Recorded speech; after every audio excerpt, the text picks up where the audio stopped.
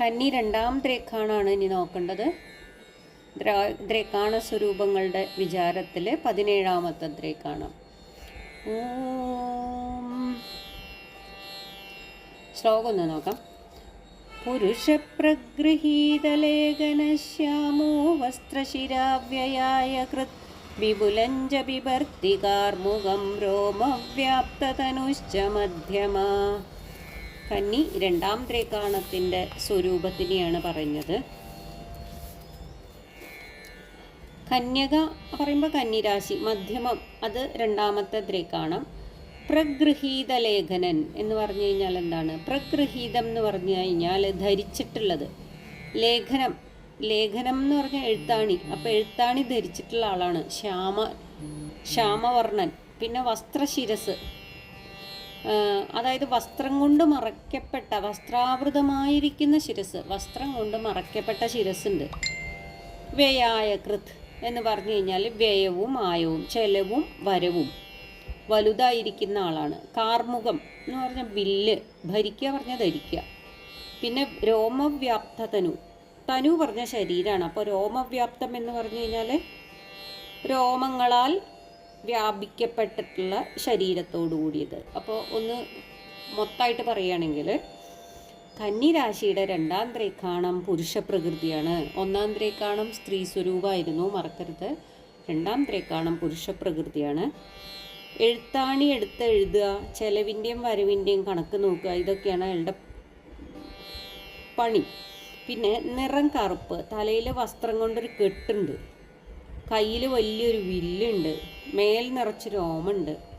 ഇങ്ങനെയൊക്കെയുള്ള ഒരു പുരുഷൻ്റെ ആകൃതി പോലെ ഇരിക്കുന്ന ആകൃതിയോട് കൂടിയതാണ് ഏത് കന്നി രണ്ടാം ദ്രേക്കാണം. അപ്പം ഇതിൽ ആയുധദ്രേക്കാണാണ് പുരുഷദ്രേക്കാണാണ്, അത് മറക്കരുത്. ആയുധദ്രേക്കാണാണ് പുരുഷദ്രേക്കാണാണ്. ആദ്യത്തേതോ കന്നി ഒന്നാം ദ്രേക്കാണം, സ്ത്രീ ദ്രേക്കാണം, മനുഷ്യദ്രേക്കാണം, സൗമ്യദ്രേക്കാണമായിരുന്നു. സ്ത്രീ ദ്രേക്കാണം എന്ന് പറഞ്ഞാൽ മാത്രം പോരാ, കന്യകയുടെ ദ്രേക്കാണമായിരുന്നു. ഇതിപ്പോൾ രണ്ടാം ദ്രേക്കാണം പുരുഷദ്രേക്കാണാണ്. മാത്രമല്ല അയാൾ എഴുത്തുകാരനാവാം, എഴുത്താണി കൊണ്ട് എഴുതുക, പിന്നെ അക്കൗണ്ടൻ്റ് അങ്ങനത്തെ ആവാം. ചെലവ് വരവ് കണക്കുകൾ നോക്കുക. കറുത്ത നിറാണ്, തലയിൽ വസ്ത്രം കൊണ്ട് കെട്ടുണ്ട്. അപ്പോൾ തൊപ്പി വെച്ചിട്ടുള്ള ജോലി എന്നൊക്കെ നമുക്കിതിൽ ചേർത്ത് പറയാം. വില്ല് പിടിച്ചിട്ടുണ്ട് കയ്യിൽ, അധികാരമുണ്ട്, അതായത് യുദ്ധം, ആയുധ ദ്രേക്കാണാണ്. മേൽ നിറച്ച് രോമുണ്ട്. അപ്പം ഇതിൽ വിദ്യാഭ്യാസമുള്ള ആളാണെന്ന് പറയാം.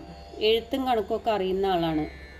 കണക്ക് നോക്കുക എന്ന് പറയുമ്പോൾ ബുദ്ധി ഉണ്ടാവണമല്ലോ. അപ്പോൾ അതുകൊണ്ട് ബുദ്ധിയുള്ള ആളാണ്. തലയിൽ കെട്ടുണ്ട്. അതപ്പോൾ അത് വേറൊരു തരത്തിൽ പറയുകയാണെങ്കിൽ ഒരു പ്രശ്നത്തിൽ സമൂഹത്തിൽ ഉയർന്ന സ്ഥാനമുള്ള ആളാണെന്ന് പറയാം.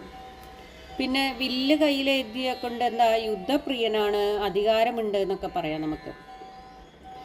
ഇപ്പം ഈ പ്രശ്നത്തിൽ ഈ ദ്രേക്കാണം കൊണ്ട് ചിന്തിക്കപ്പെടുന്നയാൾ ഒന്നുകിൽ ഒരു എഴുത്തുകാരനാവും, അല്ലെങ്കിൽ ക്ലർക്കോ കണക്കപ്പള്ളിയോ ഒക്കെയാണെന്ന് പറയാം.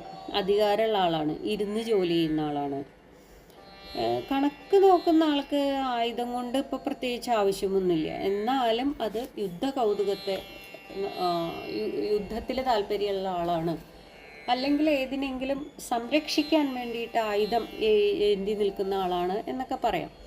ഇതാണ് ഇനിയിപ്പോൾ ഈ കന്നി രണ്ടാം ദ്രേക്കാണം കൊണ്ട് പറഞ്ഞിട്ടുള്ളത്. ശ്ലോകം ഒന്നും കൂടി നോക്കാം. പുരുഷപ്രഗൃഹീതലേഖന ശ്യാമോ വസ്ത്രശിരാവ്യയായ കൃത് വിപുലഞ്ച ബിഭർത്തി കാർമുകം രോമവ്യാപ്തതനുശ്ച മധ്യമാ.